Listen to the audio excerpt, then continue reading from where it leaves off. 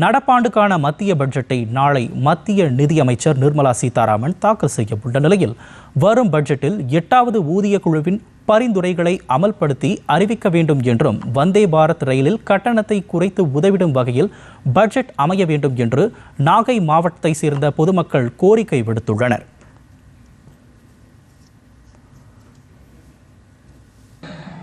நாளை தினம் நமது மத்திய நிதியமைச்சர் நிர்மலா சீதாராமன் அவர்கள் பட்ஜெட் அறிவிக்கிறதாக இருக்கிறார்கள். அவர்களுடைய பட்ஜெட்டில் என்னுடைய விருப்பத்தை தெரிவித்துக் கொள்கிறேன். முதலாவதாக 8th பே கமிஷன் சீக்கிரத்தில் ரிலீஸ் பண்ணினால் சென்ட்ரல் கவர்மெண்ட் எம்ப்ளாயீஸ் ஒரு மகிழ்ச்சியான தருணத்தை அடைவார்கள். அதுபோல் ஜிஎஸ்டி வரி ஏற்கனவே குறைத்தீர்கள், இந்த வருடத்திலும் அதை குறைத்து மக்களுக்கு வரியில்லாத பட்ஜெட் அறிவித்தீர்களானால் அது நன்மை பயக்கும்.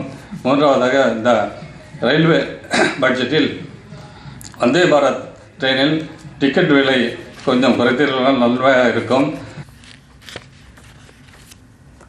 இதேபோல திருவள்ளூர் மாவட்டத்தில் வரவிருக்கும் மத்திய அரசின் பட்ஜெட்டில் விவசாயிகளுக்கு உரம், இடுபொருட்கள் உள்ளிட்ட சலுகைகள் வழங்க வேண்டும் என்று விவசாயிகள் கோரிக்கை விடுத்துள்ளனர்.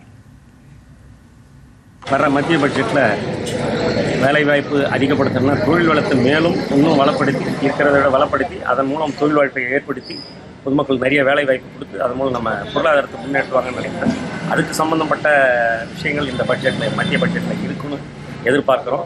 நம்பிக்கையோட காத்திருக்கோம். எங்கள் விவசாயிகளுக்கு வருகிற பட்ஜெட்டில் நல்ல விதைகள், குறைந்த விலையில் வகைகளில் கடன் மற்றும் பூச்சி மருந்துகள், கொள்முதல் செய்ய நெல் அறுவடை செய்கின்ற பயிர்களை இங்கே குறைந்த விலையில் வாங்குகிறார்கள்.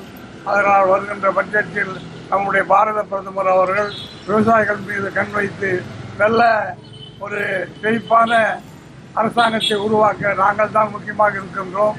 ஆகவே விவசாயிகளுக்கு நாடாளுமன்றத்தில் உரையாற்றுவீர்கள் என்று நம்பி உங்களை நாங்கள் கையெடுத்து வழங்குகிறோம். நன்றி.